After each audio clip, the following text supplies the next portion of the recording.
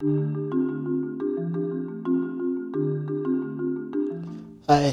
how are you guys? My name is Tommy.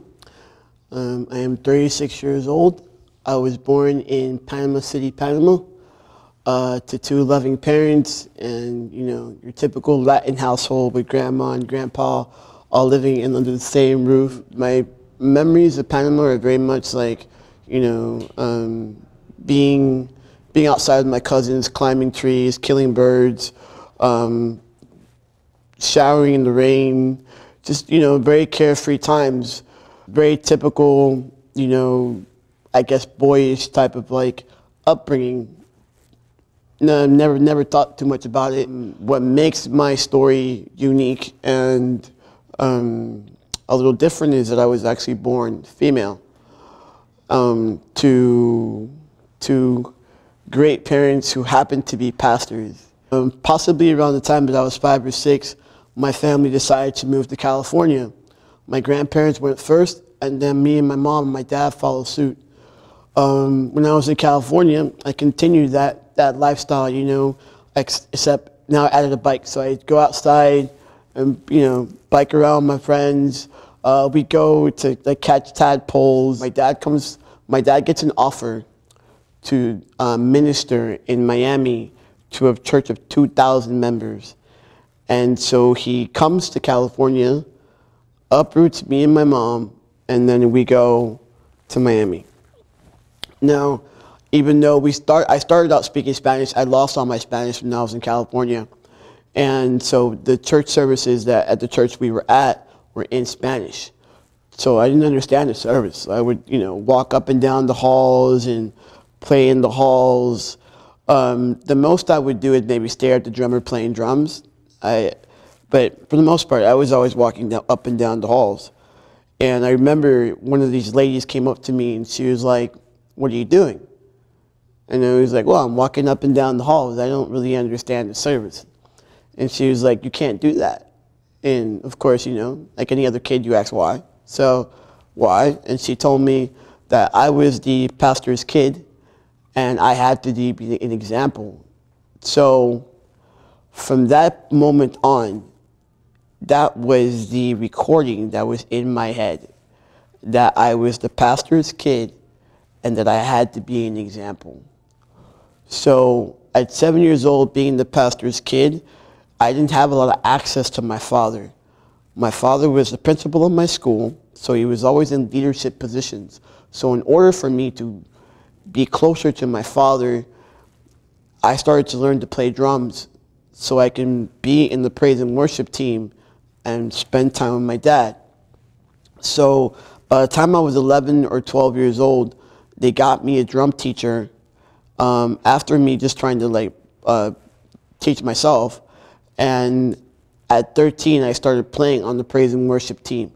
And that allowed me more time with my father. My dad, at 15 years old, got an offer from another big name in Christian Latin music to start recording. So, at 15, I decided that I wanted to be the main drummer and started working my way to that. I beat out all the other drummers, and so me and my dad are now traveling together and ministering together. So, and which for me, that was actually a big, huge thing, because now I got time with my dad alone. I'd make sure to sit by him when we were on planes, and if we could be in the same hotel room, that was, a big thing for me, because when you're in church, you're trying to speak to your dad, so is like 20 other people. Also, at the time when I was 12 and 13 years old, I started exploring my sexuality and realizing that I was attracted to women. So I definitely knew that it was not okay. And that I had to be quiet about it. And if I was going to do something, it was definitely going to have to be in the dark. So around that time, I also started to live a very much double life. I had the person that you saw in church that played drums and was eloquent and could spit out Bible verses at any time. And then I had, the person that liked girls and had a girlfriend. So it made for a very, very heavy time in my life. So around the time of 15, I was overcome with guilt and a lot of shame, and I had my first suicide attempt because I didn't feel like I could do this. Obviously it didn't work, and thank God it didn't work, but my parents started to see red flags, and I just started feeling bad. I was constantly feeling bad. Even I had all these successes, drumming and going on trips and stuff, but I always had that guilt that no matter what I did, it wasn't going to take whatever I was away. So at 17, a project came to my church that worked with kids, and they were missionaries. The staff leader took a liking to me, and she was like, "I'm going to help you." And at that time, I so desperately wanted to change. I desperately wanted to be normal, whatever normal is at that time, which was, you like boys, and you led a Christian lifestyle. So that was normal, and I desperately wanted to be that. I was pretty much 75% of the way there. So we went to Puerto Rico, and I can remember my first day at Puerto Rico, and as soon as I stepped on that land and read the book of the rules and regulations of the missionary camp, I knew that I was in trouble. And so while I was there, I was treated even much more worse than when I was at church. They made me feel guilty for everything. I couldn't play drums. I couldn't listen to my music. I took my best friend with me. We couldn't talk. I was labeled as rebellious because I would just question everything they would teach. And what they didn't know is that that's how my father taught me to be, So I was told I had to stay there for 6 months. So I stayed there for 6 months. We went to Puerto Rico, and then I went to Nicaragua for 5 weeks, and then 2 weeks in Costa Rica, and then we'd go back to Puerto Rico, and I would be done with the missionary camp. And I did that. I did exactly what they told me to do. And at 6 months, when I decided that I wanted to go home, and I was talking to the staff leader, she was like, "Well, we don't feel like you've changed enough, so we want you to stay for a year." I am a Latin man. We don't leave our families unless we get married. I was homesick. I wanted to go home to my mom. I wanted to go home to my dad. I wanted to try another way to fix my life, because the way that they were proposing to me was making me ill mentally. So I went back, and they told my pastor everything. They put all my dirty laundry out. So of course my pastor was like, "Well, you can't play," and they put me on discipline. My father, being the kind of man that he is, saw all the mistreatment and decided that he was no longer going to be in that church, and we moved churches. I had already grown so much anger and so much resentment and just ill will inside that I couldn't pray anymore. I couldn't talk to God. In my eyes, God had abandoned me and made me this way. And now I had to deal with it. So I never went back to church for a long time after that. I started hanging out with different people. I started hanging out with the wrong crowd, and started masking my pain with drugs and alcohol. And that went on for about a good 6, 7 years. But in that, the only good thing was that I was now expressing my masculinity.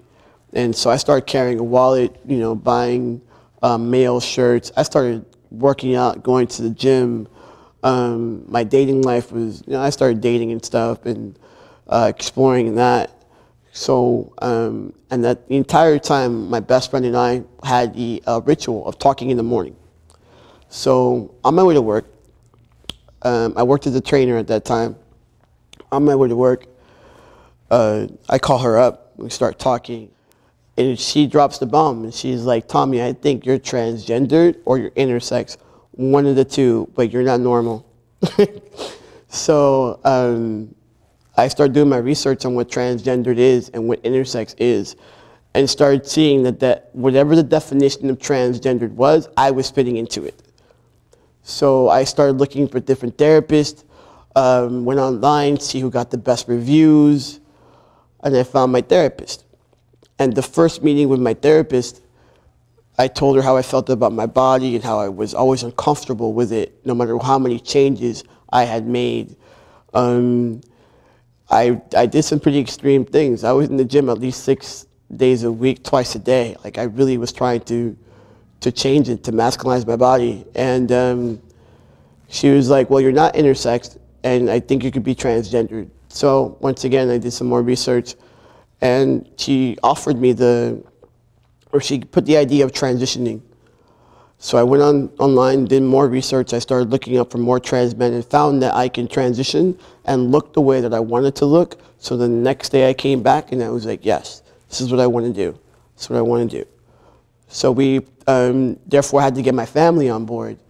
Now, my family was still in the ministry, and this was going to be a big bomb. So I dropped it with my therapist and allowed my mom to cry, allowed my dad to say whatever he wanted to say.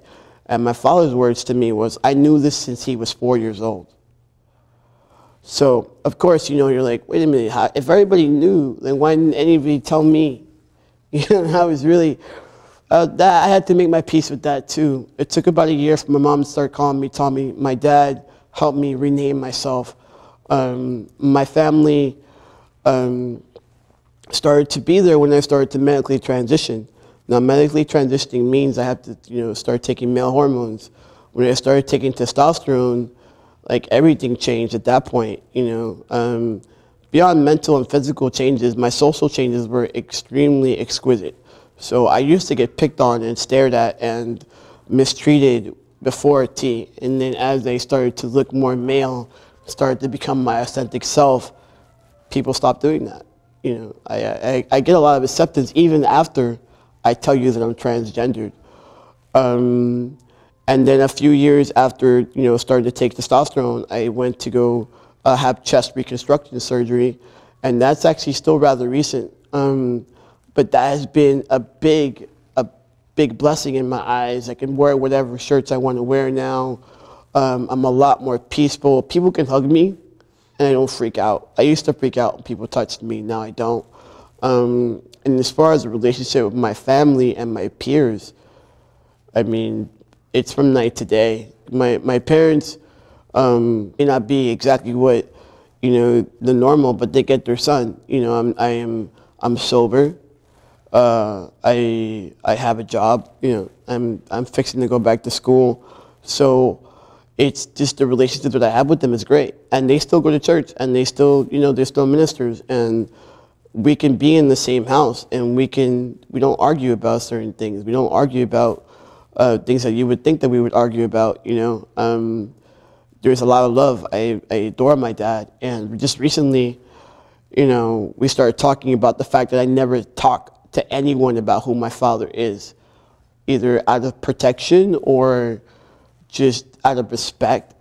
And I told him that, like, I don't tell people who you are.